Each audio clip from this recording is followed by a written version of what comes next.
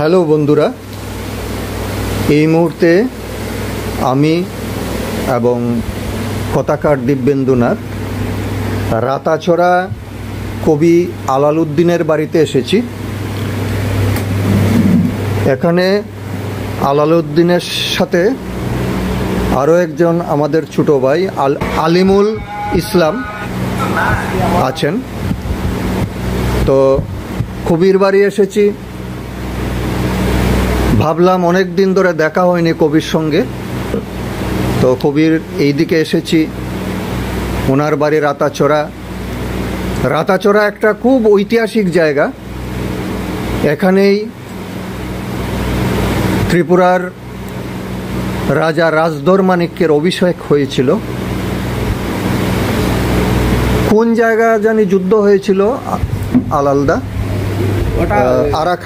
আরাকানে মহারাজাদের তাড়া খেয়ে রাজধর মানিক্যের পিতা এখানে এসে অস্থায়ী রাজধানী স্থাপন করেছিলেন। এখানে রাজধর মানিক্যের পিতা অস্থায়ী রাজ্যপাট স্থাপন করেছিলেন এবং তার প্রমাণস্বরূপ আমাদের এইখান থেকে প্রায় 1 কিলোমিটার পশ্চিমে একটা হাই স্কুল আছে।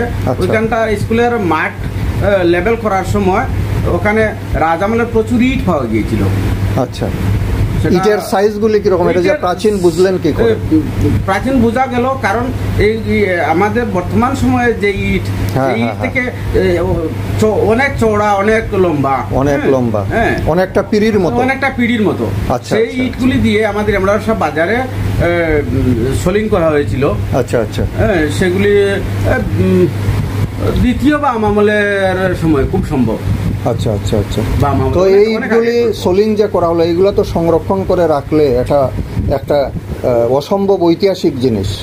দেখুন দাদা, ওই সময়টাতে তো এই গ্রামের যারা প্রধান মেম্বার বা পঞ্চায়েত পরিচালনা যারা করতো, আচ্ছা, এগুলি তো আসলে সকলের দ্বারা হয় না গো দাদা।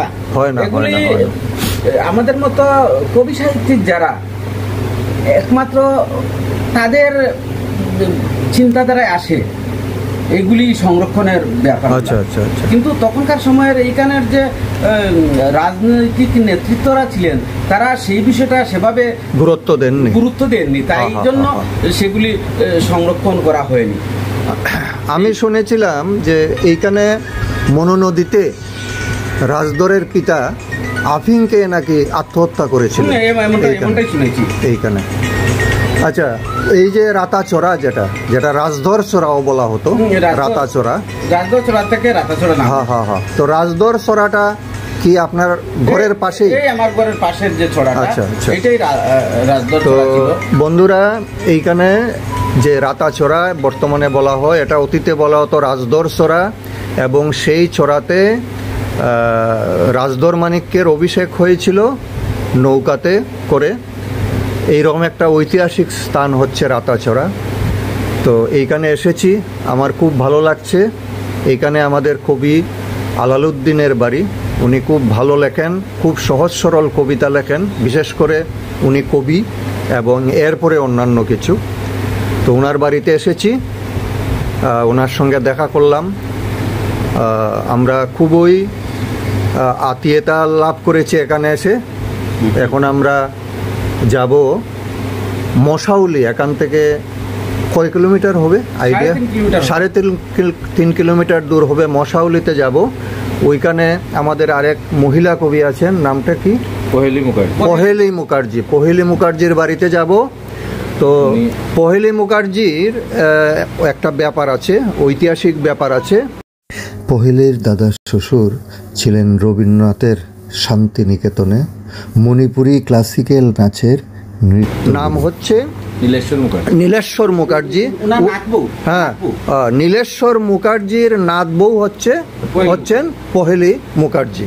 উনি কবি, ভালো লেখেন।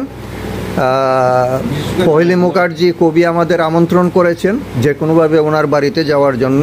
আমরা সেখানে যাব। উনি বিশেষ করে বিষ্ণুপ্রিয়া মণিপুরি ভাষায় লেখেন, মাঝে মাঝে নীলেশ্বর মুখার্জির নাত বউ। তো খুব ইচ্ছে হলো ওনার সঙ্গে একবার দেখা করে যাই। সবাই ভালো থাকবেন, আলালদা ভালো থাকেন, আলিমুল ভাই ভালো থেকো, ভবিষ্যতে পরে দেখা হবে। ধন্যবাদ।